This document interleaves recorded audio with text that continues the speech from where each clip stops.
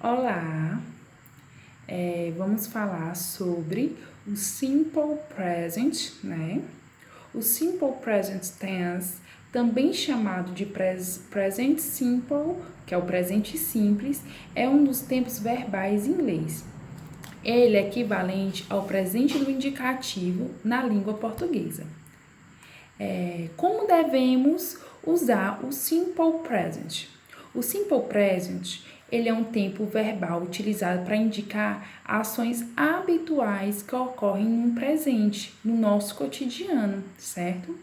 Além disso, ele é usado para expressar verdades universais, por exemplo, algo com conhecimento científico, certo? Sentimentos, desejos, opiniões e preferências. Por vezes, as frases no Simple Present apresentam expressões de tempo ou advérbios, certo?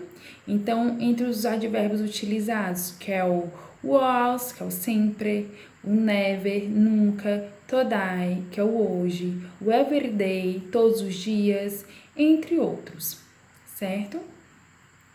Agora vamos ver algumas frases no Simple Present para a gente ter essa familiaridade com o Simple Present, certo?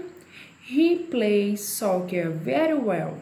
Ele joga futebol muito bem. Note que é uma coisa que acontece no presente, certo?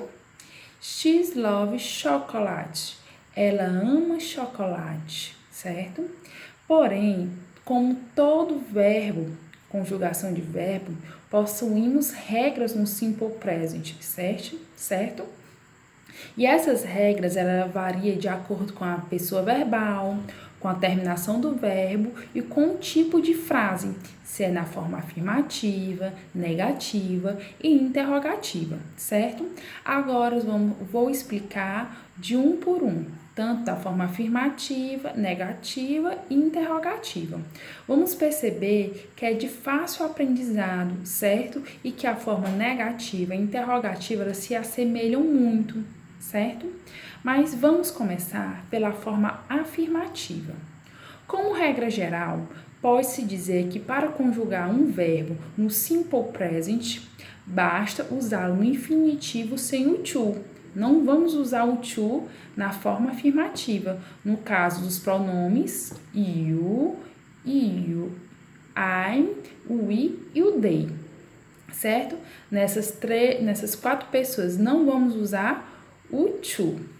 E já no he, o she, o it, vamos acrescentar o s, o es ou ies, a depender da terminação do verbo, certo? Vamos ter conhecimento mais à frente.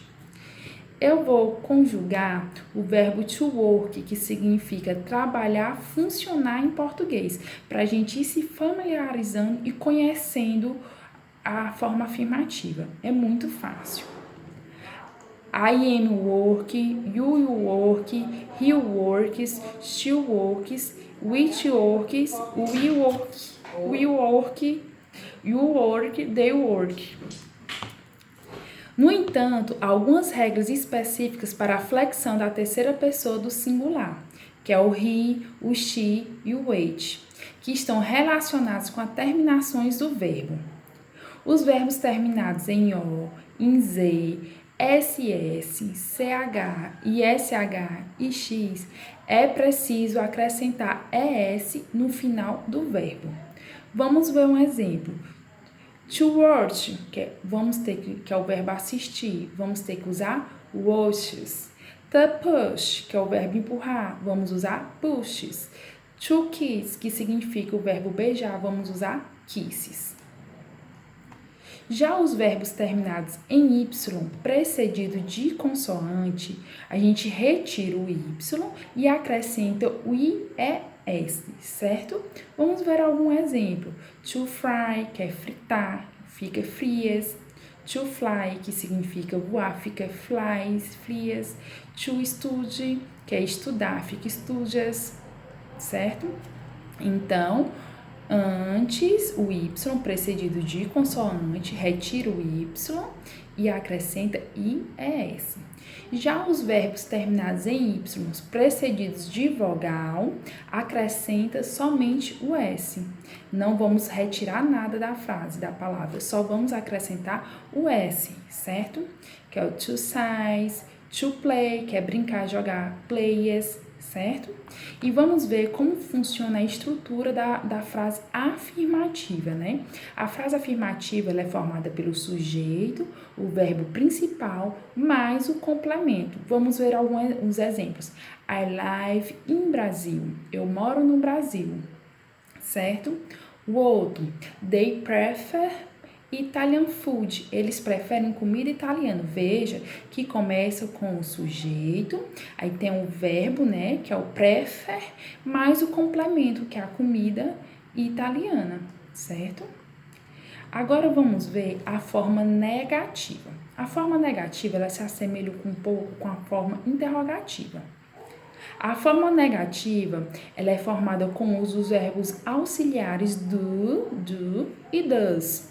Então, a diferença é que ela vai ser usada os verbos auxiliares do e does. Do é usado com os pronomes I, you, we e they. Já o auxiliar does é usado he, she, it, certo? Agora eu vou conjugar o verbo work para a gente ver essa diferença, certo? Muito fácil, basta botar em mente, certo? Que o he, she, it é does, do, de, o, es, e I'm, you, we e they é apenas do, de, o. Agora eu vou conjugar o verbo work, que significa trabalhar, funcionar. I do not work, you do not work, he does not work, she does not work, it does not work, we do not work, you do not work, they do not work. Observe que na forma negativa do simple present, o verbo sempre é usado no infinitivo sem o to. Não é utilizado o to, certo? Mesmo quando se trata da terceira pessoa do singular, he, she, it. Já nas frases negativas podem ser escritas de forma completa, que é o do not e o does not, ou de forma contraída, que é does ou doesn't, que é a forma contraída, certo? Que é o do mais not, que fica does, ou does mais not, que fica doesn't, certo? E já a posição do verbo nas frases negativas, né? Ela é o sujeito, o verbo auxiliar, do ou does, mais a negação, o verbo principal, mais o complemento, certo? Vamos ver o exemplo. I do not live in Brazil. Eu não moro no Brasil, certo? Podemos observar que começou com o quê? Com o sujeito, o do, que é o verbo auxiliar, o not, que foi a negação, também poderia ter usado I don't, certo? Live, que é o verbo, e in Brasil, que é o complemento, certo? Vamos ver outro. They don't prefer Italian food. Eles não preferem comida italiana. Então, a mesma coisa. Começou com o sujeito, o don't, que é o verbo auxiliar, que já foi o verbo auxiliar mais a negação, o Dutch, que é a forma contraída, o verbo principal, que é prefer, mais o complemento, certo? Agora vamos ver a forma interrogativa. A forma interrogativa, ela se assemelha muito com a forma negativa, certo? Então, elas são meio que parecidas. Assim como acontece nas frases negativas, os auxiliares do e does também são utilizados para formar frases interrogativas no simple present. Do é usado nas pessoas I'm, you, we e they. E o does é usado em he, she, it.